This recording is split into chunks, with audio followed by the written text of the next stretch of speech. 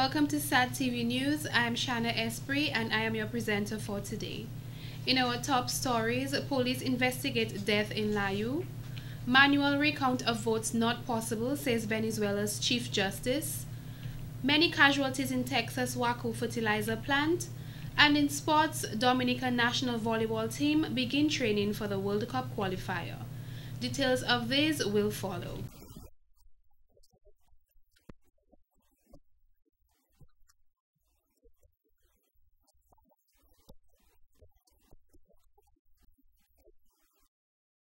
No child from 2012 onwards should be born with HIV. Even if you infected with HIV, you're still a human being. They're still living, they're still breathing, so we gotta love and respect them. Darren Sammy here endorsing the Live Up campaign. 2012, from now on, no Caribbean child born with HIV. We're moving forward, we're educating our people, and it's all about love, protect, respect. Live up, shout, live up, live up. Prime Minister Roosevelt Skerrit offered his personal and official congratulations to Venezuela's newly elected president, Nicolas Maduro, on his historic victory at the polls, calling it well-deserved. Prime Minister Skerrit stated in many respects, this has brought closure to the process of rejuvenating Venezuela and the Venezuelans following the loss of the late revered leader, President Hugo Chavez. Mr. Skerrit, who enjoyed a close personal relationship with President Chavez, noted that he was a true visionary who also endorsed Maduro to lead the influential South American nation prior to his untimely death. In a letter to Venezuela's new president, Mr. Skerrit said, "The government and the people of the Commonwealth of Dominica stand in solidarity with you and your new administration. We are committed to working in furtherance of the policies and the philosophy for Venezuela and hemispheric development as enunciated by the late leader and yourself over the years." He also noted initiatives such as ALBA and the PetroCarib have withstood the test of time and have been a marked success in building regional unity and cooperation. Mr. Skerrit said he is looking forward to working with Maduro's new administration in the creation of new efforts at strengthening historic bonds of friendship and cooperation between Venezuela and sister nations in this region. In his victory speech, Maduro proclaimed a new era in the Bolivarian Revolution and said his victory was further proof that Chavez continues to be invincible. The inauguration of President Maduro is scheduled for Friday, April 19th. In other stories, the Grand Bay Credit Union called to order their 28th annual general meeting for the year 2013 held at the Old Fort in Grand Bay. Recognizing contributions, celebrating achievements, and reaching out was the theme for this meeting. The Board of Directors was pleased to report to its members that there were significant increases in member savings and fixed deposits as compared to previous years.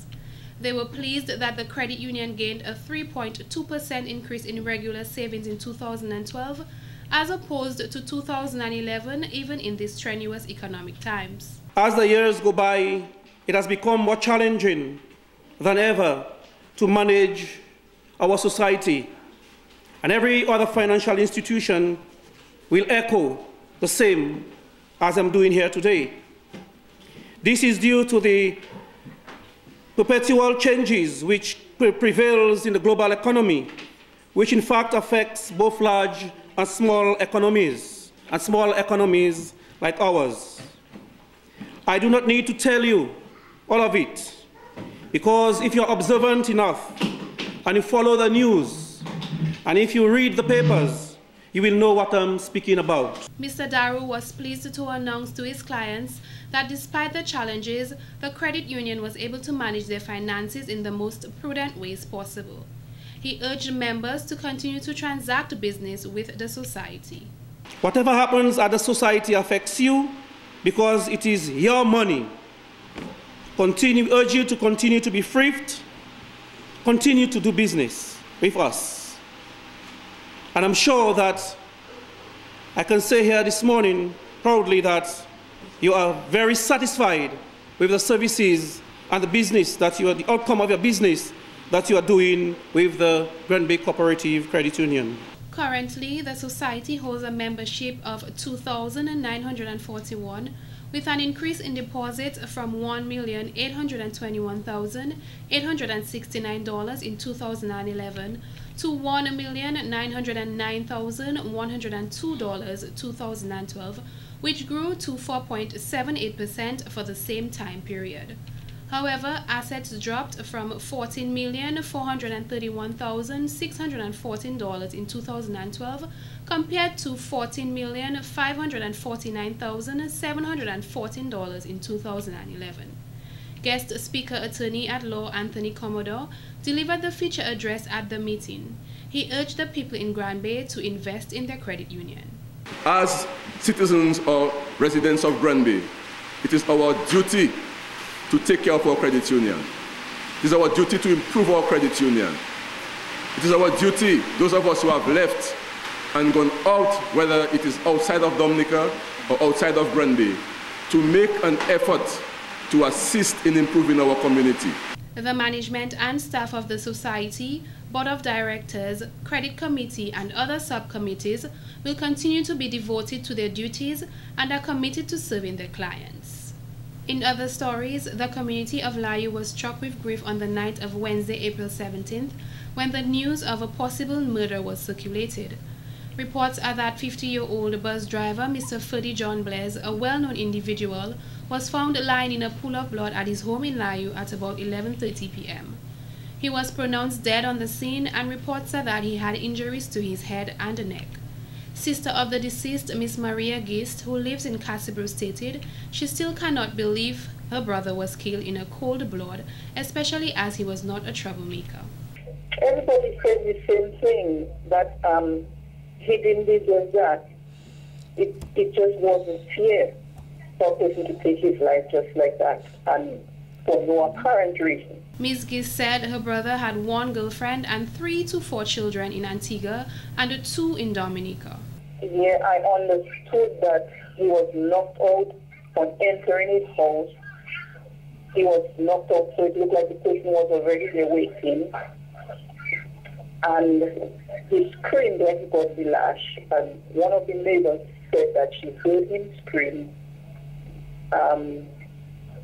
And then he was dragged into the house and his foot was slashed. But the neighbor didn't come out, but she called the people, and then the people around came and was calling him. Now they dragged him into the house, slashed the screen on the TV, locked the door, and went. So when the people came around and was calling, there was no response. So they called the police, and I think before the police arrived. Based on the circumstances of the manner in which Mr. Blaise was killed, Ms. Gist mentioned this murder was well planned and executed. However, she is confused as to a motive. She said the only problem her brother had was that he liked a lot of women, and that could have been a reason for his death, especially as neither money nor personal items were taken by the perpetrator or perpetrators.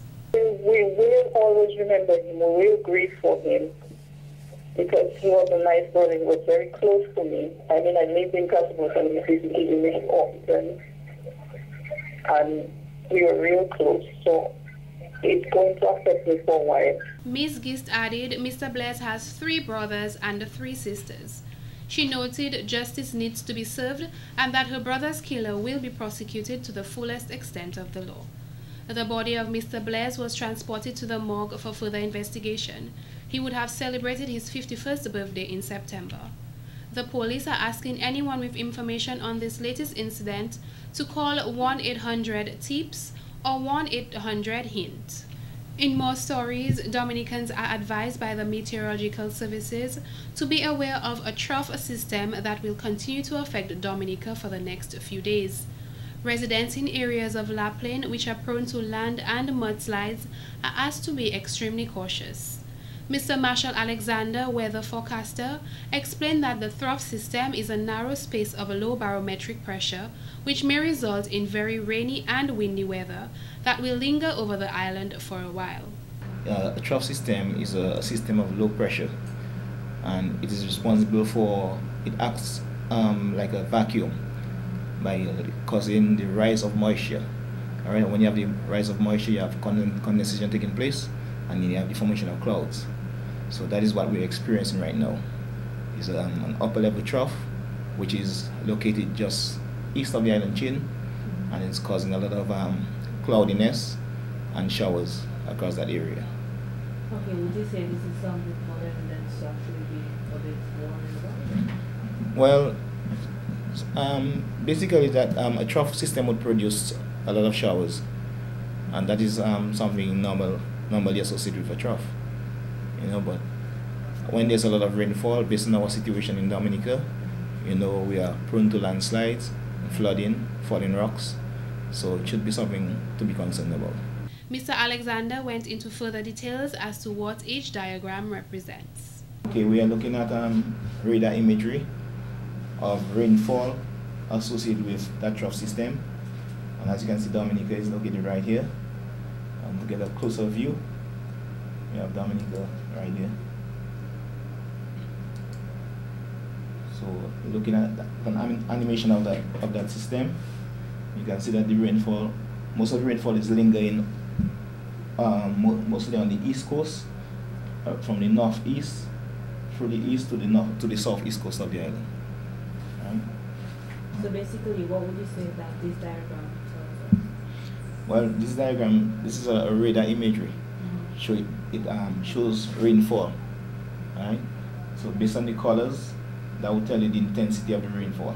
He also explained what a tropical Atlantic water loop is. As I was telling you earlier about the trough system, well, it is basically the system of winds in the upper level which enhances the uplift of moisture. Right? Acts as like a vacuum, sucking up moisture and creating a lot of clouds. So this is the pattern of an upper level trough, and it shows the area of upper level divergence, we call it. So if you look here, we have the areas of low level convergence and upper level divergence. Okay, so you can see it's near Dominica. Mr. Alexander provides this synopsis. Well, I always advise people to listen to the weather reports, you know, because some people say listen to the weather channel, but we at the Met Office, we are specific to Dominica. So the information we give out would be specific to Dominica. Alright?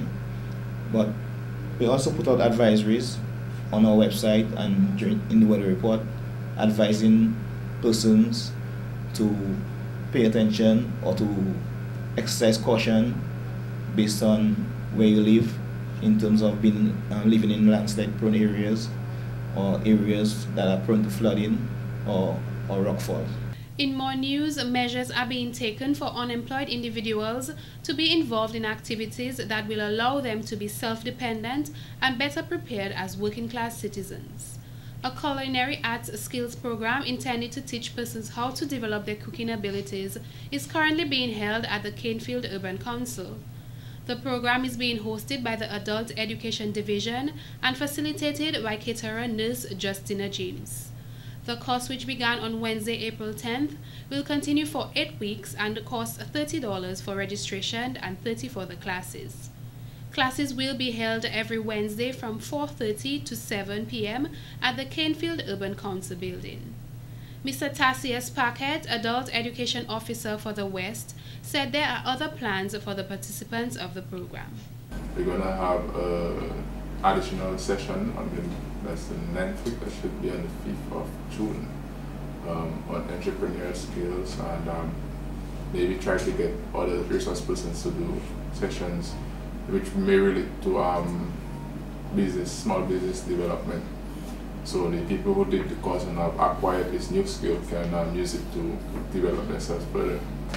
Mr. Paquette said various areas in cooking will be taught, specifically West Indian cooking, garnishing, and pastries. You're an adult education officer for the West Coast. Yes. What do you do as an adult education officer to ensure that youths are occupied and not on the streets? Well, practically we as because not me alone, we have different officers all over the place. We try to arrange or prepare planned programs that will be geared at the young adults and even the older people, where they can be empowered to and be motivated to seek employment or create employment for themselves. He stated people have misconceptions of what adult education is. It is not all about teaching people how to learn to read and write, but empowering these people to be able to achieve great things. Many other programs such as tiling, sewing, and pastry making have already been conducted, Mr. Packett said. Would you say that these programs are beneficial to the youth? Because sometimes they do this program and they end up having their own businesses. Do you see results from having these programs? Yeah, we always see results because people always come back and say, well, I did this with an adult education program, and this is where I am today. We always have these testimonies that comes back to us, and you see people who does their own, like if they do cake making, you see them making cakes and they sell it. You see an enhancement in people's services, in service when you go to certain areas. For example, you go to a little stall, you may have passed last year and you see them making bakes and chicken, and then they did a program with adult education. When you pass again, you see them upgrade the standard of service. So it's always, you always see that improvement. Take a listen to the adult education officer's advice for people who complain about lack of jobs. There's always job opportunities. Sometimes you have to know your skill, know what you like, find a way to learn or improve on what you like, your hobby, and make it into a business. So it's all about, sometimes all about empowering yourself and not just waiting for somebody to give you a job or waiting to get a job or be employed with somebody. Sometimes it's more beneficial to employ yourself and create employment for somebody else, because there are a lot of people out there with skills, but they don't know how to harness it and make it profitable for them. Youth Skills Program and social programs are also available for interested persons. In other news, Domlec, the main electricity provider in Dominica, continues to give back to the community as they hosted a donation event on Thursday, April 18th at their company's branch located in Foncolay. The recipients of this generous donation included the Kalinago Child Support Foundation, Egliston Girodel Flower Growers Inc., the Education Trust Fund, and the Roseau Valley Football Committee. Domlec's manager, Mr. Colin Cover, said that the company has customers in every village within Dominica, hence the reason for this donation. Mr. Cover says he strongly believes in generosity. It takes every walk of life to make a nation.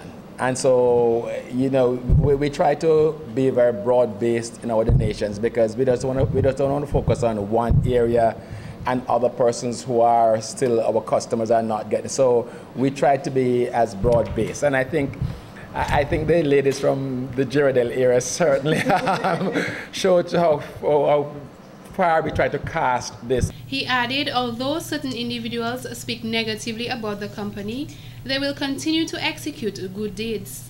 Even those two, we need to touch them. Even the naysayers who are going to go on Dominican News Online and say something negative about us, we understand that those are part of what makes up a nation, and so we just take it in stride, we smile, and we will not stop doing good even if people speak well, even speak evil of your good doing. We will not stop trying to do good, and so on that note, I'm just very, very, very happy to present this these donations on behalf of Domlec. Mr. Willie Fevrier, board chairman of the Education Trust Fund, noted they will continue to value the partnership established between Domlec and the Education Trust Fund.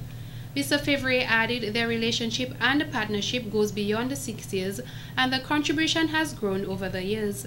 This year they received $5,000. So we want to thank Domlec very much for its very large contribution to our fundraising effort.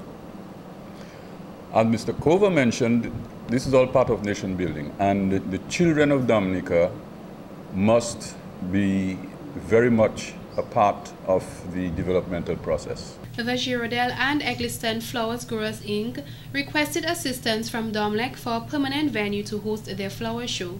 Today they received $4,800. Indeed happy on behalf of the Giro de l'Egliston Flower Growers Group Inc. to stand before you to show our appreciation and express our appreciation to Mr. Cover and the DOMLEC. We held the last flower show was held in 2004. $6,000 was also donated to the Kalinago Child Support Foundation for the establishment of a soup kitchen. While I am elated to receive the contribution on behalf of the Kalinago Child Support Foundation, Inc., I can assure you the donations will definitely go towards a soup kitchen where we can nurture and enrich our young minds in the territory. DOMLEC has continually been a supporter of the foundation, and they helped us in the past, with our Christmas dinner party. So I would like to say thank you on behalf of the foundation and the board. Thank you. The Roseau Valley Football Committee also received a $6,000 for preparations of the DOMLEC Roseau Valley Football League. Let me tell you, this little donation, they call it, in our situation, our economic situation presently today, is no little thing, This is a serious thing going a long way.